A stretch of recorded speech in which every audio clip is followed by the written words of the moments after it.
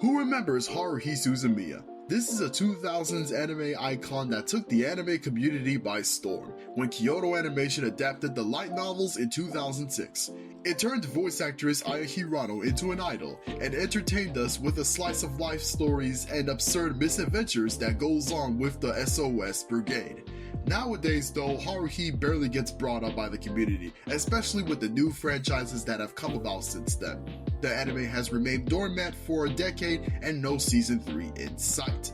What happened to Haruhi Suzumiya?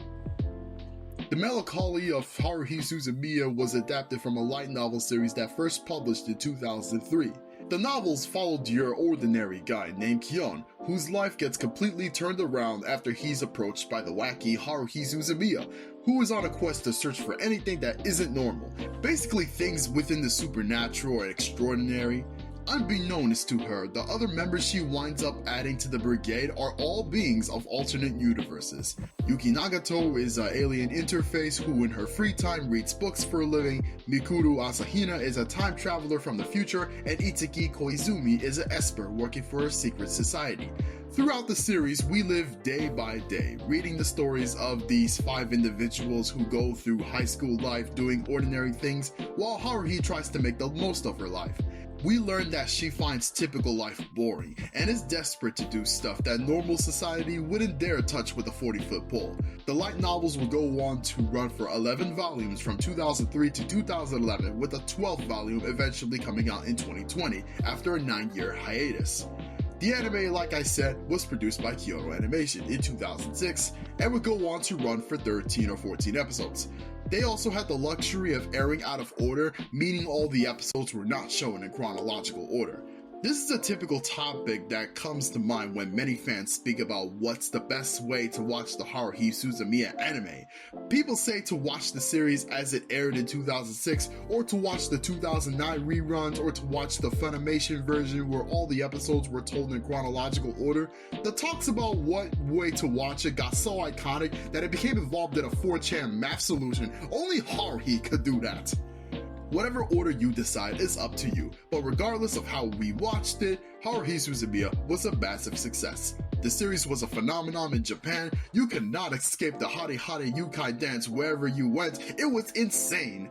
Keep in mind, this was well before TikTok and Vine, and even back in the mid-2000s we had that ringtone craze where people made those bling dance rap songs, so it's not far off. Haruhi Suzumiya actually managed to reach number 4 on the top 100 animated shows of all time list in 2007, and it was just a year old back then. You could tell the Haruhi craze was unstoppable. On top of selling over 4 million copies of the light novels by 2007, and video games being made for the PlayStation lineup and the Wii, Haruhi was like the Spy Family of the 2000s. They couldn't get enough of it. That is, until 2009 happened. When the second season was announced, fans were excited. Season 1 was going to be rerun, but this time tied to new episodes that made up Season 2. We're considering, because they're taking so long with this one, it's going to be incredible. The series did its thing, ran on the TV networks as is, until June 19, 2009 happened. That day, an episode called The Endless 8 aired on TV. The fans didn't seem to mind it at first, and we just saw it as just another slice of life thing, as many Haruhi stories have been. But then the following week, Endless 8 2 happened. Some people were thinking, okay, this is probably just a rerun, maybe next week is the new episode, probably some production delays or something. Then Endless 8 3 came on, and it was like, wait, something fishy is going on. Fans started to nitpick the episodes and look closely at the differences between them, and came to the dark realization that these were not reruns of one episode. These were 3 episodes, and they were taking up a huge chunk of the 14-episode season we were getting. And if that's not enough, they were intending on doing this for 8 episodes straight, just like the title, Endless 8. And even more insane, Kyoto Animation did every single episode, over and over again. The voice actors did the dialogue over and over again. The commitment of the studio is beyond insane. You have to give props where it's due. Instead of just reusing the same animation and voice clips over and over, they went above and beyond to do such a painstakingly exhausting experiment just to deliver this idea to us, the fans, who had expected more than just a repeat of the same old shit. Ratings began dropping down, fans were burning and destroying Haruhi merch, people legit began boycotting the show. The fans were left bewildered as to why these episodes even exist. After all, in the original books, the Endless Eight was nothing more than just a short side story, but the anime took it all the way and had it become roughly 30% of the entire series. This was the beginning of the end of the Haruhi Suzumiya craze. Regardless of what you think of the Endless Eight, you got to applaud the animators and voice actors for actually taking the time to redo every single episode from scratch. I would have quit if I was them. You can say what they did was pointless, what they did was nothing but a means to troll the fans like it was some big middle finger to them, but I think what they did was incredibly risky, and in today's age, I believe the backlash would have been even worse. With how toxic that Twitter is, they wouldn't stand a chance trying to pull something like this today at all. All the death threats they would have gotten. It took a long time for the Haruhi fandom to see any sort of recovery. Even though season 2 still had 6 episodes that were not Endless 8 related, the experiment had proven to destroy the youthful energy they had given before the broadcast. It was an incredible risk that showed what and what not to do for a series like this. People were scared that the anime was never going to be able to cover other aspects or chapters of the novels, and sadly, for the most part, they were right. Season 3 never got announced, and there's been no sign of it for 14 years. To this day, I still see comments and talk about a Season 3 ever happening. But before I speak more about it, we did get one last outing from Kyoto Animation, the disappearance of Haruhi Suzumiya.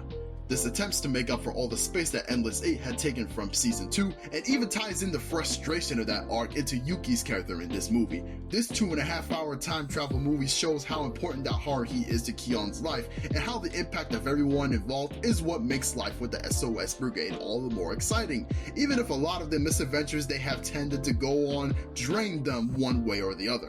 The movie was praised by fans and continues to be held as one of the best anime films of all time. It was also KyoAni's best film before A Silent Voice came along and was just as good, if not more. And now, back to where the hell is Season 3?